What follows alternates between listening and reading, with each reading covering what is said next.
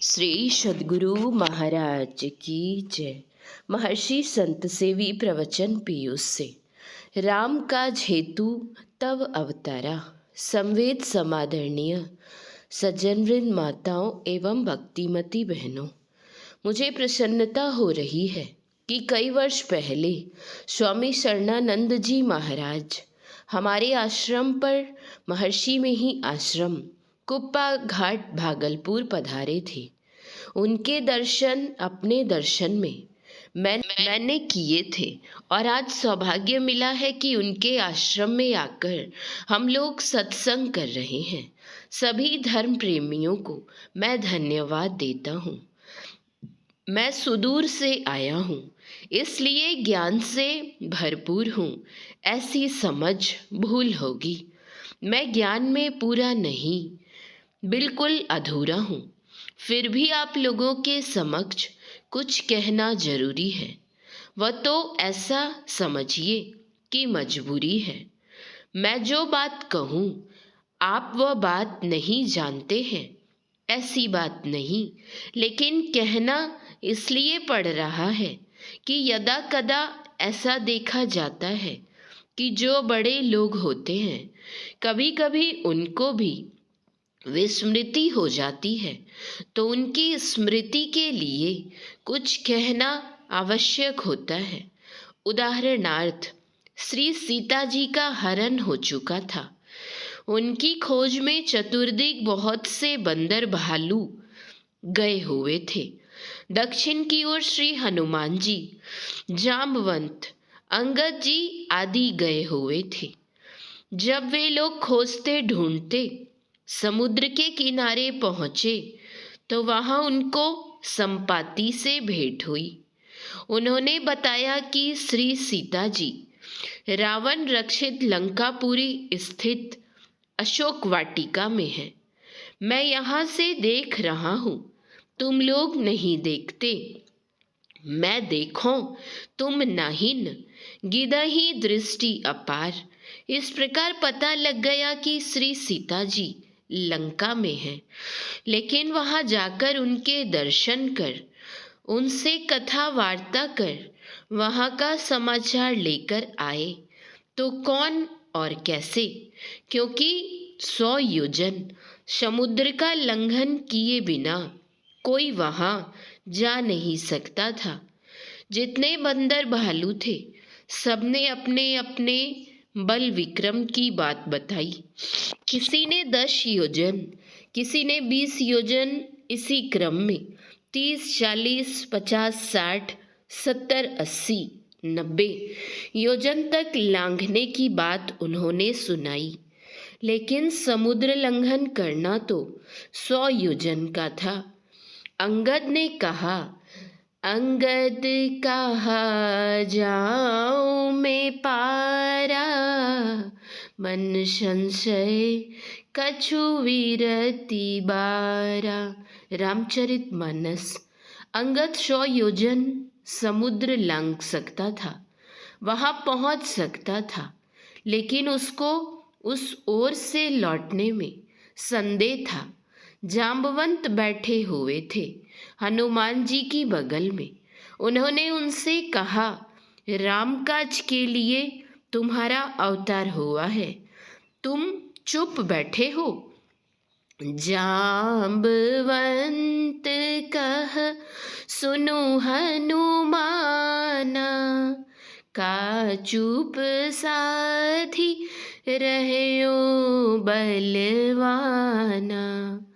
राम काज हित तव अवतारा, सुनतहि भय पर्वताकारा। रामचरितमानस। जाम्बवंत के वचन सुनकर हनुमंत तो पर्वतवत बन गए और फिर जोश भरी वाणी में बोले, हे जाम्बवान, आप बताइए कि लंका जाकर वहां मुझे करना क्या क्या है। रावण को मार कर आऊं या उसको बांध कर लाऊं, अथवा लंका को समुद्र में डुबाऊं? आप बताएं, मैं क्या करूं? जाम्बवंत ने कहा, तुमको केवल श्री सीता जी की खबर लेकर आना है। मेरे इस प्रसंग के सुनाने का तात्पर्य क्या हुआ? यह कि उतने बलवीर धीर महावीर जो थे वे भी अपने बल को भूल गए थे। जाम्बवान ने याद दिलाया तो उनको याद आया और वे छलांग मार समुद्र को लांग अक्षय कुमार को मार लंका को जला श्री सीता जी की सुधि ला भगवान श्री राम के पास उपस्थित हो गए। इसी भांति आप लोग भी जानते सब बात है, किंतु मैं तो केवल याद दिलाने के लिए आप लोगों के समक्ष उपस्थित हुआ हूँ। विज्ञापन के द्वारा आप लोगों को यह बात ज्ञात कराई गई है कि यहाँ संत मत का सत्संग होगा। संत मत कोई नया धर्म, नया मत, नया मजहब या नया संप्रदाय नहीं है। यह परम पुरातन सनातन वैदिक धर्म है।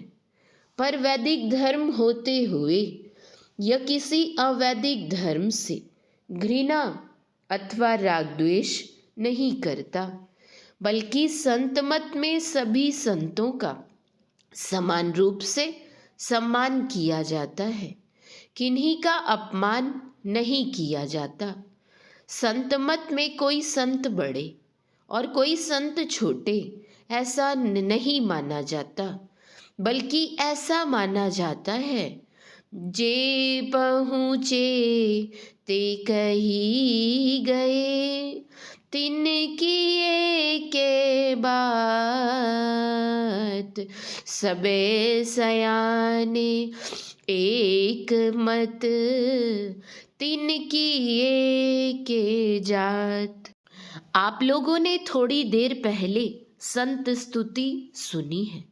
उसमें सब संतों की बलिहारी है, सब संतन की बड़ी बलिहारी। उनकी स्तुति के ही विधि कीजय, मोरी मति अति नीच अनाड़ी। वे संत होते हैं तथा वे क्या करते हैं तो कहा, दुख भंजन भव फंदन गंजन, ज्ञान ध्यान निधि जग उपकारी। विंदु ध्यान विधि नाद ध्यान विधि, शरल शरल जग में परचारी। तत्पश्चात कहते हैं, धनी ऋषि संतन धन्य बुद्ध जी, शंकर रामानंद धन्य अघारी।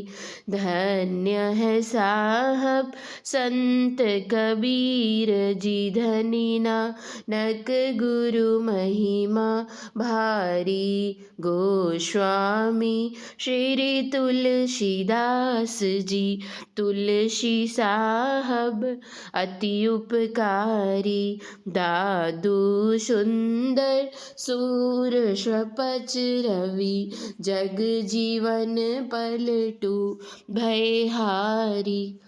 सृष्टि के आदिकाल से अब तक तथा जब तक सृष्टि रहेगी कितने संत हुए और कितने होंगे, उन सब में किन किन के नाम पद्य में जोड़े और किन किन के नाम जोड़े जाएं, इस दृष्टि को अपनाकर संत कवि ने अपने हृदय के उद्गार में कहा, शत गुरु देवी अरु जे भये हैं, होंगे सब चरणन शिरधारी।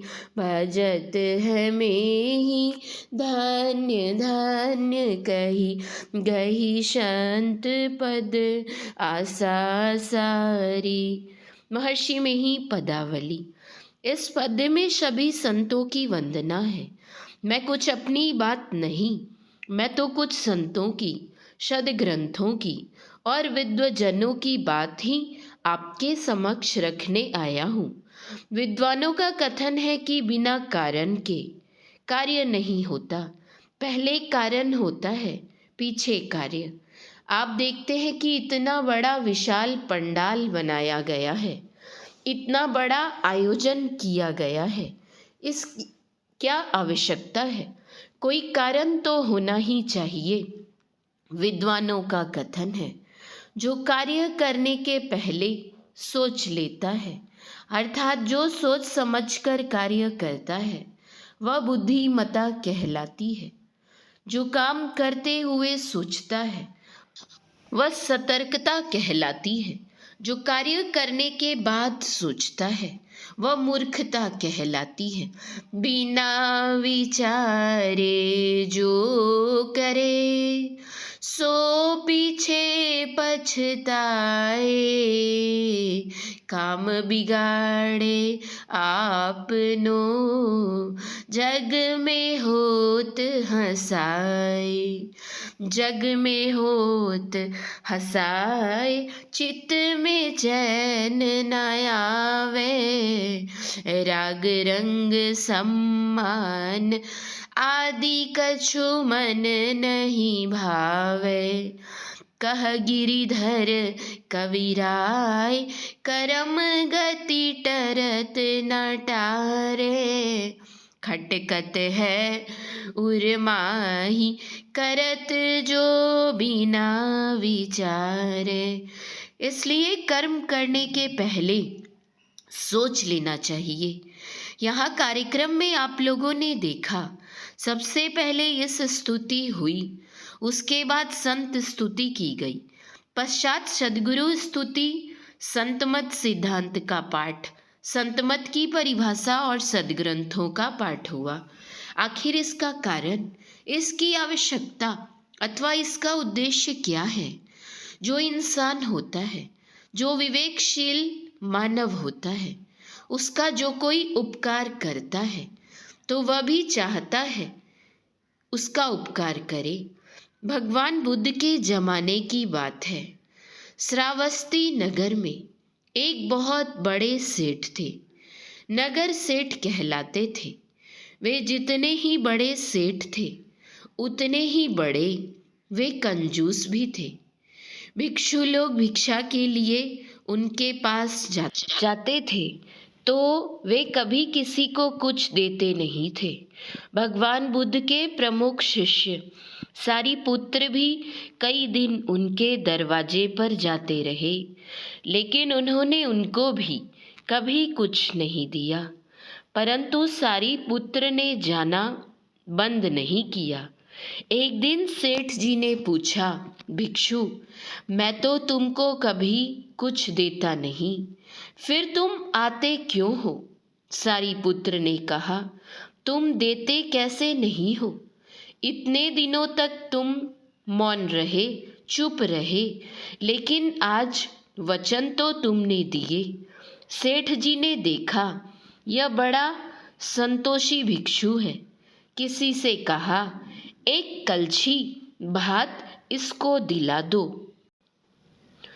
उनको एक कलछी भात दिला दिया। वे संतुष्ट होकर विहार चले आए। अब होता क्या है, सेठ जी के ऊपर उन संत का प्रभाव पड़ता है, उनकी अहेतुकी कृपा होती है। परिणाम स्वरूप सेठ जी के मन में अपने वैभव से विराग हो जाता है। सोचते हैं, मैंने तो चाहा था भोगों को भोगेंगे, लेकिन भोग ने ही मुझे भोग लिया। संत कबीर साहब की वाणी में है, हम जाने थे खाएंगे बहुत जमी बहुमाल, ज्यों का त्यों रह गया पकड़ी ले गया काल। शरीर वृद्ध होता है, लेकिन तृष्णा वृद्धा नहीं होती, वह ज्यों की त्यों युवती बनी रहती है। तुलसीदास जी ने कहा है, बूझे न काम अग्नि तुलसी, कहो विषय भोग बहु घीते। प्रज्वलित अग्नि में घृत डालने से वह बुझती नहीं, वह बढ़ती है। उसी तरह विषय भोगों से कभी तृप्ति होती नहीं, बल्कि कामाग्नि अधिकाधिक बढ़ती है।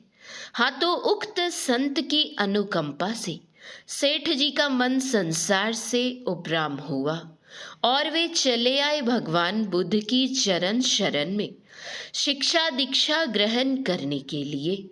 भगवान बुद्ध ने भिक्षुओं को बुलवाया और पूछा, तुम लोग इनको पहचानते हो? ये कौन है? भिक्षुओं ने कहा, जी हाँ, ये बहुत बड़े सेठ हैं, बहुत धनी हैं। भगवान बुद्ध ने पुनः पूछा, तुम लोगों का उपकार इन्होंने कभी कुछ किया है? भिक्षुओं ने कहा, भंते, ये बहुत बड़े कंजूस हैं, सूम हैं, मक्खी चूस हैं। संसार में 4 तरह के लोग होते हैं, दाता, उदार, सूम, कंजूस और मक्खी चूस। अपनी सुख सुविधा की परवाह नहीं करके जो दूसरों की भलाई करते हैं, उपकार करते हैं, ऐसे विचार के लोगों को दाता कहा जाता है।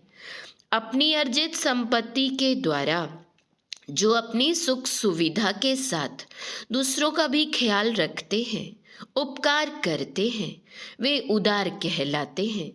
जो स्वयं के सुख भोग की तो व्यवस्था करते किंतु औरों की परवाह नहीं करते, वे सूम कहलाते हैं। जो प्राप्त धन का ना तो स्वयं उपभोग करते और ना अन्यों को करने देते, धन को बटोर बटोर कर रखते जाते हैं, वे मक्खी चूस कहलाते हैं। जैसे घी में मक्खी चली गई, उसको वे यूं ही निकाल कर नहीं फेंकते, बल्कि मक्खी को बाहर निकालने में उसके साथ घी न चला जाए, ऐसा विचार कर मक्खी को चूस कर फेंकते हैं, वे मक्खी चूस कहलाते हैं।